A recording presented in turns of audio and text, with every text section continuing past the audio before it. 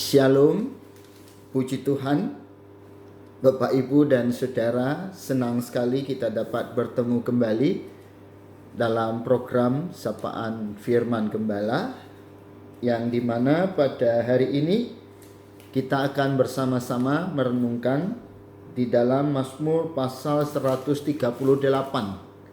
Mazmur 38 itu ada 8 ayat. Kita berdoa.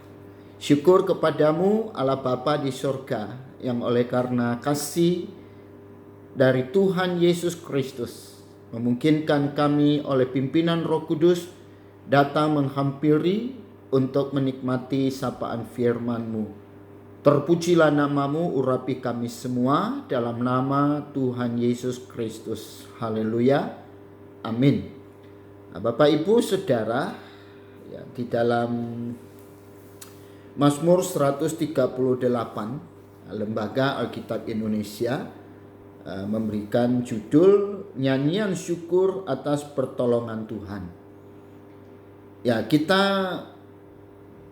siapapun pasti senang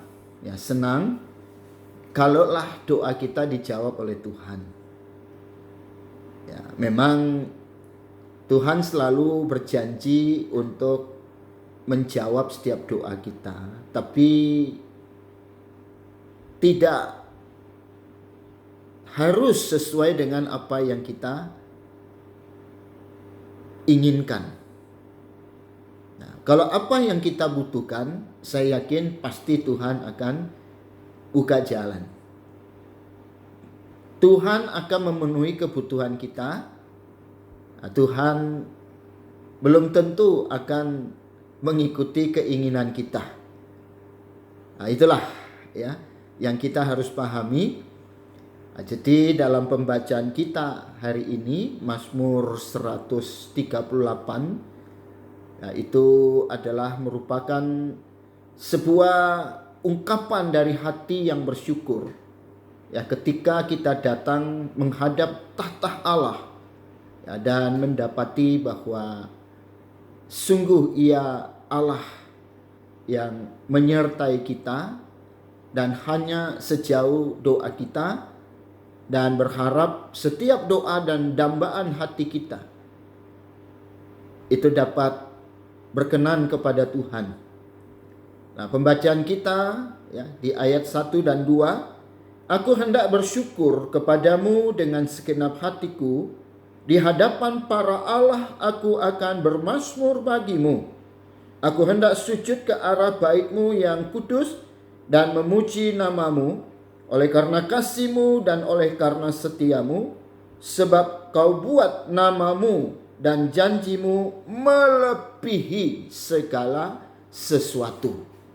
Nah, Daud betapa senang ketika mendapati bahwa seruannya ditanggapi, direspon oleh Tuhan. Karena Tuhan kan maha mendengarkan. Ya, mungkin kadang-kadang suara kita tidak didengar.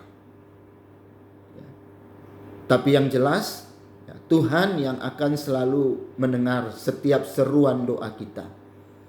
Ya, maka ada pujian, berseru pada Yesus, berserah pada Yesus, percayalah Ia sanggup menolongmu. Haleluya.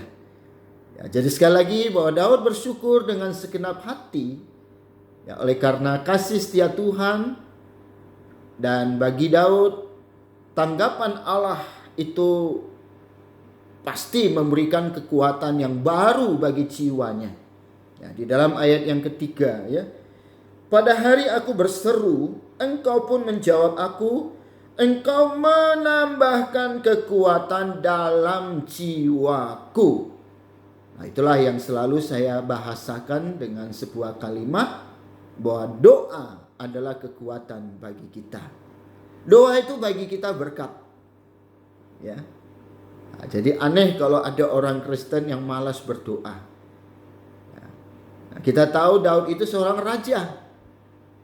Nah, karena dia seorang raja, ya tentu dia juga berharap supaya raja-raja yang lain pun ya, mengikuti jejak langkahnya, yaitu mengalami Tuhan ya, atau katakanlah memiliki pengalaman bersama dengan Tuhan ya, dan yakin terhadap setiap janji-janji Tuhan. Dan tidak cukup sampai di situ, tapi juga selalu memiliki hati yang rindu untuk menyaksikan kemuliaan dan keadilan Tuhan. Nah, itu di dalam ayat 4 sampai 6. Ya, semua raja di bumi akan bersyukur kepadamu ya Tuhan, sebab mereka mendengar janji dari mulutmu. Mereka akan menyanyi tentang jalan-jalan Tuhan, sebab besar kemuliaan Tuhan. Tuhan itu tinggi, namun ia melihat orang-orang yang hina dan mengenal orang yang sombong dari jauh. Bapak Ibu, sekali lagi bahwa tulisan Raja Daud ini ya mengandung sebuah ucapan syukur ya, yang sekaligus menjadi kesaksian ya bagi raja-raja yang ada di sekitar kerajaan Daud. Nah, ucapan syukur yang tulus itu hanya dapat ya, dinaikkan oleh orang-orang yang telah mengalami Tuhan secara pribadi. Daud tidak meragukan apa yang Tuhan telah dan akan kerjakan atas hidupnya. Ya, ia mengingat kembali ya, bagaimana dan apa yang Tuhan telah perbuat dalam kehidupannya di masa yang lampau. Daud juga sangat menyadari akan pertolongan Tuhan yang senantiasa meluputkan mereka dari serangan dan amarah musuh. Nah, di dalam ayat yang ke-7, jika aku berada dalam kesesakan, engkau mempertahankan hidupku. Terhadap amarah musuhku, engkau mengulurkan tanganmu, dan tangan kananmu menyelamatkan aku. Nah, di bagian yang lain, pemazmur juga pernah berkata, betapa banyaknya musuhku. Ya, memang sebagai pelaku firman, ya sebagai orang-orang yang hidup di dalam kebenaran, ya tentu ada banyak musuh. Ya, ada banyak godaan, ada banyak cobaan, ada banyak rintangan. Yang tentu semua itu bertujuan untuk membuat kita tersandung dan terjatuh. Sehingga di dalam Mazmur yang lain juga ya saya mengingat ya bahwa Alkitab berkata Tuhan menjaga langkah-langkah hidup orang benar. Jadi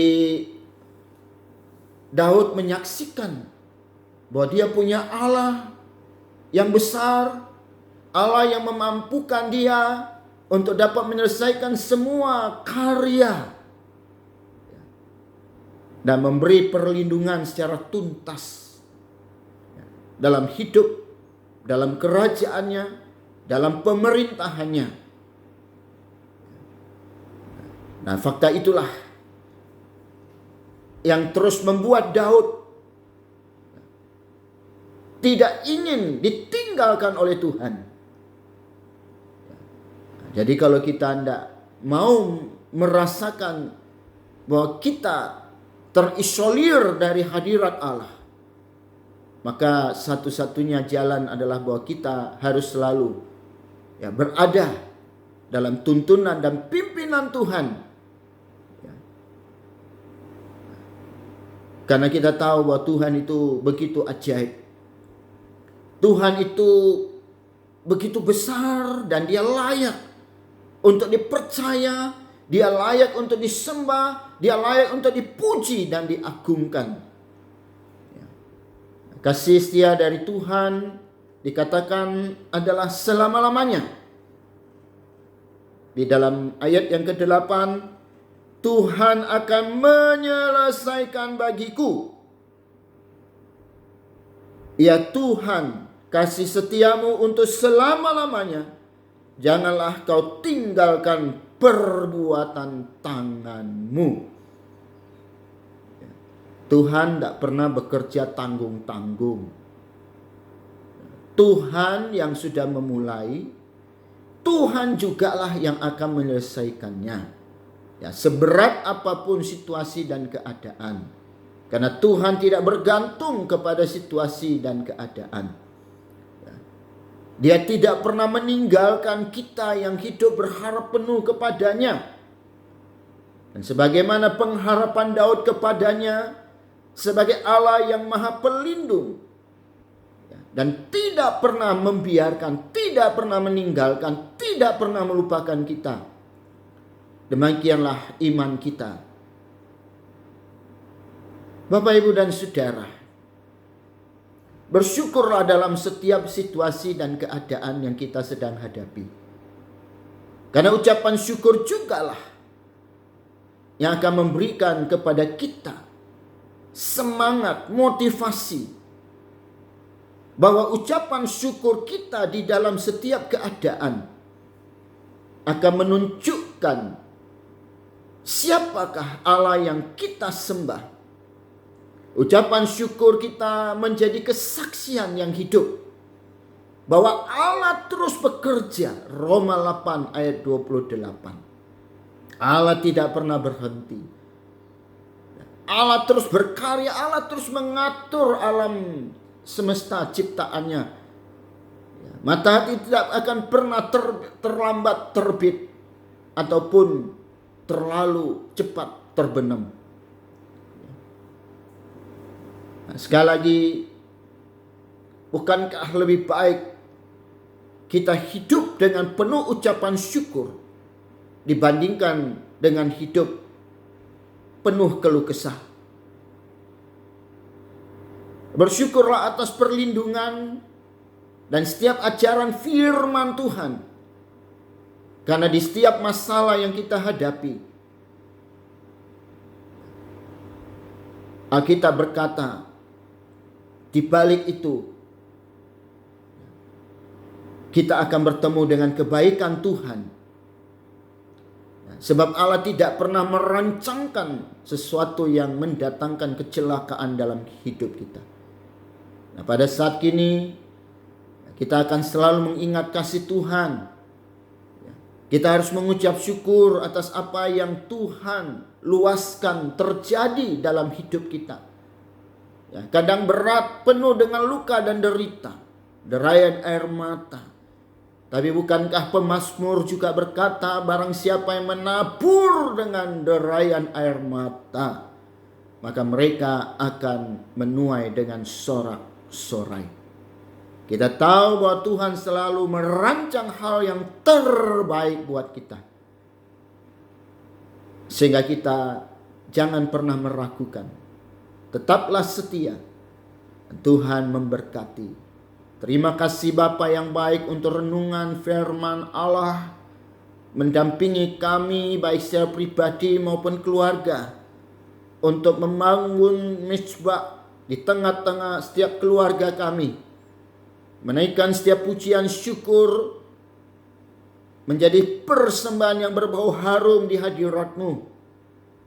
Mengundang kuasa Tuhan ada di setiap kehidupan kami. Terpujilah nama-Mu ya Tuhan, kekal sampai selama-lamanya. Perlindungan dan pembelaan dari Allah atas setiap kehidupan orang percaya terjadi. Karena iman kami tidak akan pernah dikalahkan oleh berbagai bentuk yang dilakukan oleh musuh-musuh. Tapi Tuhan yang akan tolong kami. Apapun yang kami hadapi, semua adalah sarana Tuhan untuk melatih kami dan membentuk kami untuk membuktikan kemurnian iman kami kepadamu. Terima kasih, jadikan hidup kami menjadi berkat dimanapun berada. Di dalam nama Yesus Kristus, Tuhan Gembala kami yang baik. Haleluya. Amin. Terima kasih Bapak, Ibu, dan Saudara. Sampai jumpa kembali. Tuhan Yesus memberkati kita semua. Amin.